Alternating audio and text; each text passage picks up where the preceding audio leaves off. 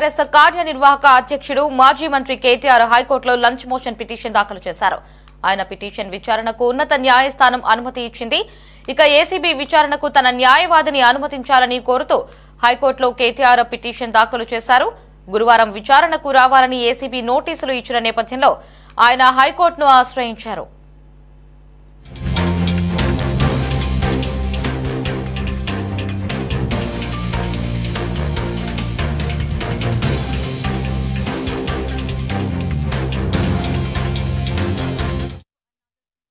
ఈ నెల 6న కేటీఆర్ ను ఏసీబీ విచారించాల్సి ఉంది. కానీ తన న్యాయవాదిని అనుమతించనందున హాజరు కాలేనంటూ ఆయన ఏసీబీ కార్యాలయానికి వచ్చి మరీ తిరిగి వెళ్లడంతో విచారణ జరగలేదు. దాంతో ఏసీబీ అధికారులు అదే రోజు ఆయనకు మరోమారు నోటీసులు జారీ చేశారు. ఈ నెల 9న విచారణకు హాజరు కావాలని అందులో పేర్కొన్నారు.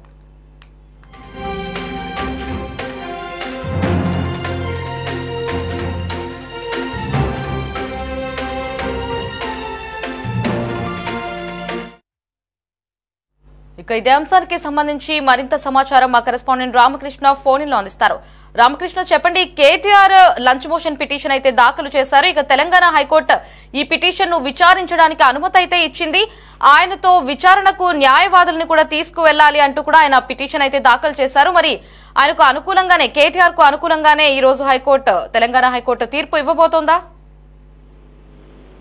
ఫార్ములా ఈ కార్ రేస్ వ్యవహారంలో 6వ తారీఖున విచారణకు ఏసీబీ కేటీఆర్ హాజరు కావాల్సి ఉంది. అయితే తన న్యాయవాదిని కూడా లోనికి అనుమతించాలని కేటీఆర్ పట్టుబట్టడంతో కొంత గందరగోళ వాతావరణం నెలకొంది. ఈ క్రమంలోనే ఆయన ఏసీబీ విచారణకు హాజరు కాకుండానే వెనుదిరిగి వెళ్లిపోయారు. ఈ నేపథ్యంలో హైకోర్టులో కేటీఆర్ లంచ్ మోషన్ పిటిషన్ దాఖలు చేశారు. తనతో పాటు విచారణకు తన న్యాయవాదిని కూడా అనుమతించాలని ఆయన ఈ పిటిషన్ దాఖలు చేసినటువంటి నేపథ్యంలో హైకోర్టు ఆ పిటిషన్ ను విచారణకు స్వీకరించింది. దీని మీద హైకోర్టు విచారించబోతా ఉంది. విచారించిన తర్వాత కేటీఆర్ విచారణ సందర్భంలో న్యాయవాదిని కూడా ఏసీబీ కార్యాలయంలోకి అనుమతించాలా లేదా అన్నదాన్ని దీనిపైన ఒక నిర్ణయం అయితే తీసుకునే అవకాశం ఉంది. వాస్తవానికి 6వ తారీఖున కేటీఆర్ ఏసీబీ అధికారులు విచారణకు హాజరు కావాల్సింది. ఆ న్యాయవాదిని అనుమతించకపోవటం వల్ల ఆయన హాజరు కాలేకపోయారు. అయితే ప్రస్తుతం ఈ నెల 9వ తారీఖున అంటే రేపు తిరిగి ఏసీబీ ఎదుట విచారణకు హాజరు కావాలని మరోసారి ఏసీబీ అధికారులు కేటీఆర్ కు నోటీసులు జారీ చేయడం జరిగింది. ఇక ప్రధానంగా ఈ ఫార్ములా ఈ కేసు సంబంధించి ఏసీబీ విచారణకు ఇవాళ మరో అధికారి కీలకమైనటువంటి ఐఏఎస్ అధికారి అరవింద్ కుమార్ ఏసీబీ విచారణకు హాజరు కావటం జరిగింది. నిధుల బదలాయింపులో ఈయన కీలకమైనటువంటి పాత్ర పోషించినట్లుగా కూడా ఆరోపణలు ఉన్నాయి. ఈ కేసులో ఏటుగా కూడా అరవింద్ కుమార్ ఐఏఎస్ ఉన్నారు. తన పరిధిలో ఉన్నటువంటి హెచ్ఎండిఏ నుంచి ఎఫ్ఈఓ సంబంధించి HMDA chief executive BLN Reddy ద్వారా ఈ నిధులు బదిలీ చేసినట్లు సమాచారం అవుతుంది. అయితే కేటీఆర్ ఆదేశాలతోనే ఈ నిధులు బదిలీ చేసినట్లుగా కూడా గతంలో అరవింద్ కుమార్ ప్రభుత్వానికి వివరణ కూడా ఇవ్వడం జరిగింది. ఆయన వాంగ్మూలాన్ని ఏసీబీ అధికారులు ఇవాళ విచారణ సందర్భంగా రికార్డు చేయబోతా ఉన్నారు. మరోవైపు ఈడీ ముందుకు ఇవాళ బిఎల్ఎన్ రెడ్డి కూడా హాజరయ్యారు. ఈ ఫార్ములా రేసు కేసులో బిఎల్ఎన్ రెడ్డి ప్రధానంగా ఆయన కూడా ఆరోపణలు ఎదుర్కొంటున్నారు. ఆయన కూడా మరో ఈడీ విచారణకు హాజరు కావటం జరిగింది. రేసు జరిగినప్పుడు ఆయన చీఫ్ ఇంజనీర్ గా పనిచేస్తా ఉన్నారు. దాదాపుగా 45 కోట్ల విదేశీ సంస్థకు బదిలీ చేసినటువంటి వ్యవహారంలో ఈడీ దీని మీద కూడా దర్యాప్తు చేస్తుంది. అటు ఒకవైపు ఏసీబీ, మరోవైపు ఈడీ వరుస వెంట విచారణలతోటి ప్రస్తుతం అయితే తెలంగాణలో ఈ అంశం ప్రధానంగా చర్చనీయాంశంగా మారింది. మనీ లాండరింగ్ చట్టం కింద కూడా కేటీఆర్ తో పాటు ఇతర అధికారుల కింద మీద కూడా కేసు నమోదు చేసినటువంటి పరిస్థితి. ఇటు ఏసీబీ అటు ఈడీ రెండు కూడా ఇప్పుడు విచారణల పేరుతోటి ఈ పూర్తి స్థాయి వ్యవహారాన్ని నిగ్గుతేల్చే విధంగా వాళ్ళంతా దూకుడుగా ముందుకు వెళ్తున్నటువంటి పరిస్థితి అయితే ఉంది.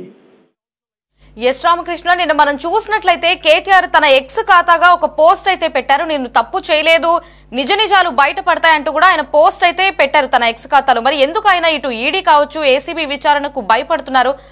అలాగే ఇటు సుప్రీంకోర్టులో బెయిల్ అంశానికి సంబంధించి కూడా పిటిషన్ అయితే దాఖలు చేశారు. ఒకవేళ సుప్రీంకోర్టు కేటీఆర్ కి అనుకూలంగా తీర్పు ఇవ్వకపోతే ఆయన అరెస్ట్ కి అలాగే ఇటు నిజంగానే కుంభకోణం జరిగింది అని భావించవచ్చా మనం?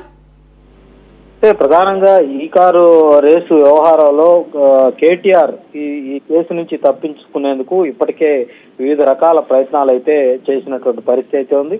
ఈ వ్యవహారాన్ని ప్రస్తుతం సుప్రీంకోర్టు వద్దకు చేరింది. ఇప్పటికే ఏసీబీ నమోదు చేసినటువంటి కేసును కొట్టివేయాలని కేటీఆర్ క్వాష్ పిటిషన్ హైకోర్టులో వేయటం జరిగింది. అయితే హైకోర్టు ఆ క్వాష్ పిటిషన్ ను కొట్టివేసింది. ఈ నేపథ్యంలో ఆయన సుప్రీంకోర్టుకు వెళ్లబోతున్నారన్నటువంటి వార్తలు పెద్ద ఎత్తున వినిపించాయి.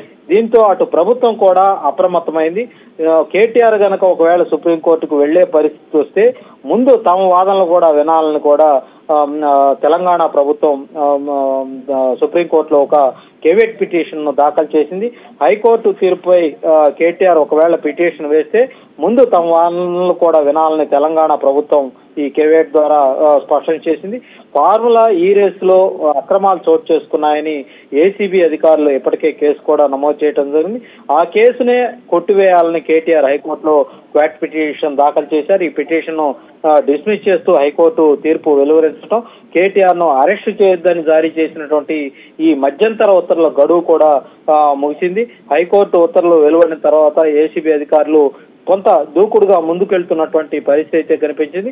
ఇప్పటికే ఏసీబీ అధికారులు కొన్ని చోట్ల సోదాలు కూడా నిర్వహిస్తా ఉన్నారు. ఫార్ములా ఈ రేసులో కేటీఆర్ సుప్రీంకోర్టును ఆశ్రయించవచ్చన్నటువంటి వార్తలు వస్తున్నటువంటి నేపథ్యంలో ప్రభుత్వం ముందస్తుగా కేవియట్ పిటిషన్లు దాఖలు చేయటం, మరోవైపు కేటీఆర్ ముందస్తు బెయిల్ కోసమైనా లేకపోతే హైకోర్టును తీర్పును సవాల్ చేస్తూ సుప్రీంకోర్టుకు వెళితే ప్రభుత్వం తరపున వాదనలు విన్న తర్వాతే సుప్రీంకోర్టు ఉత్తర్వులు జారీ చేసే అవకాశం అయితే కనిపిస్తా ఉంది.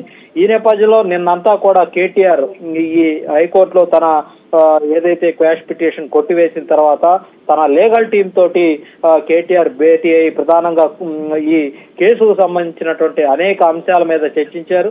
సుప్రీంకోర్టుకు వెళ్లాలా లేదంటే వెళ్లకుండా వదిలేయాలన్న దాని మీద కూడా తన న్యాయవాదులతోటి కేటీఆర్ చర్చించడం జరిగింది.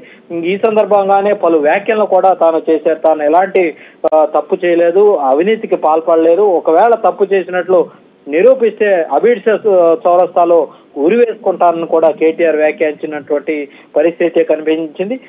ఈ రేసులో ఈ ఫార్ములా ఈ రేసు వ్యవహారంలో అన్ని అంశాలను తాను పలుమార్లు చాలా స్పష్టంగా చెప్పాను. ఎక్కడా కూడా ఈ వ్యవహారంలో తప్పిదాలు చోటు చేసుకోలేదని చెప్పినప్పటికీ కూడా పదే తెలంగాణ ప్రభుత్వం తనను ఈ కేసులో ఇరికించి ఇబ్బందులు పాలు చేయాలని చూస్తుంది. ప్రజల కోసం తాను ప్రశ్నిస్తా ఉంటే తెలంగాణ ప్రభుత్వం దాన్ని ఓర్చుకోలేక తన మీద అక్రమ కేసులు బనాయించి ఈ తప్పుడు వ్యవహారాలన్నీ తన మీద రుద్దే ప్రయత్నం చేస్తుందని కూడా కేటీఆర్ ఆరోపిస్తున్నటువంటి పరిస్థితి ఉంది. ఎస్ రామకృష్ణ, ఇక్కడ శుక్రవారం వచ్చిందంటే చాలు తెలంగాణలో అరెస్ట్ల పరంపర అయితే కొనసాగుతూ ఉంటుంది. మరి ఇక సోషల్ మీడియాలో కూడా పెద్ద ఎత్తున అయితే ప్రచారం జరుగుతుంది. ఈ రాబోయే శుక్రవారం కేటీఆర్ అరెస్ట్ ఖచ్చితంగా ఉంటుంది అని. మరి ఈ కేటీఆర్ విషయంలో కూడా ఈ శుక్రవారం పరంపర కొనసాగుతుంది అనుకోవచ్చా? అంటే ఈ కేసు వ్యవహారంలో ఇప్పటికే అటు ఏసీబీ అధికారులు ఇటు ఈడీ అధికారులు ఇద్దరూ కూడా విచారణ పేరుతోటి అటు అధికారులను కేటీఆర్ ను కూడా పిలుస్తా ఉన్నారు. 6వ తారీఖున వాస్తవానికి ఏసీబీ అధికారులేట కేటీఆర్ విచారణకు రావాల్సి ఉంది. అయితే న్యాయవాదిని అనుమతించలేదన్నటువంటి కారణంతో ఆయన విచారణకు హాజరు కాకుండానే వెళ్లిపోయినటువంటి నేపథ్యంలో మళ్లీ తిరిగి ఏసీబీ అధికారులు ఇవాళ కేటీఆర్ కు నోటీసులు పంపించారు. రేపు ఉదయం విచారణకు రమ్మని ఆ నోటీసుల్లో చాలా స్పష్టంగా పేర్కొన్నటువంటి పరిస్థితి అయితే ఉంది. ఈ నేపథ్యంలో ప్రస్తుతం అటు అధికారులు ఎవరైతే ఉన్నారో అరవింద్ కుమార్ కావచ్చు, కేఎల్ఎన్ రెడ్డి కావచ్చు, వీళ్ళు ఇవాళ ఒకరినైతే ఏసీబీ అధికారులు విచారించారు. మరోవైపు ఈడీ కేఎల్ఎన్ రెడ్డిని కూడా విచారిస్తా ఉంది. ఈ మొత్తం వ్యవహారం చూసుకున్నట్లయితే రేపు ఏసీబీ అధికారుల విచారణ ఏట కేటీఆర్ హాజరైతే మరి ఆయన్ను అరెస్ట్ చేసే అవకాశాలు ఉన్నాయని కూడా పెద్ద ఎత్తున సోషల్ మీడియా వేదికగా ప్రచారం అయితే జరుగుతా ఉంది. మరి వాస్తవానికి రేపు విచారణ తర్వాత మరి కేటీఆర్ ను ఏసీబీ అధికారులు అరెస్ట్ చేస్తారా లేదంటే ఇప్పుడు కేటీఆర్ పరిస్థితి ఏంటి అన్న దాని మీద పెద్ద ఎత్తున చర్చ అయితే జరుగుతా ఉంది. అటు కేటీఆర్ కూడా తన లీగల్ టీం తోటి ఎప్పటికప్పుడు సంప్రదింపులు అయితే జరిపి దీని మీద ఏం చేయాలి, ఎలా ముందుకెళ్లాలన్న దాని మీద చర్చిస్తున్నటువంటి పరిస్థితి అయితే ఉంది. మరోవైపు సోషల్ మీడియా వేదికగా వస్తున్నటువంటి కథనాలు ఏవైతే ఉన్నాయో వాటి మీద కూడా అటు ఏసీబీ అధికారులు కొంత క్లారిటీ అయితే ఇచ్చారు. మాజీ మంత్రి కేటీఆర్ నివాసంలో ఏసీబీ అధికారులు సోదాలు నిర్వహిస్తా ఉన్నారని సోషల్ మీడియాలో పెద్ద ఎత్తున ప్రచారం జరిగింది. రాయదుర్గం ఓరియన్ విల్లా దగ్గర హడావిడి కూడా ఉంది. ఎటువంటి సోదాలు జరగటం లేదని కూడా ఏసీబీ ఉన్నతాధికారులు నోటు కూడా ఒకటి రిలీజ్ చేశారు.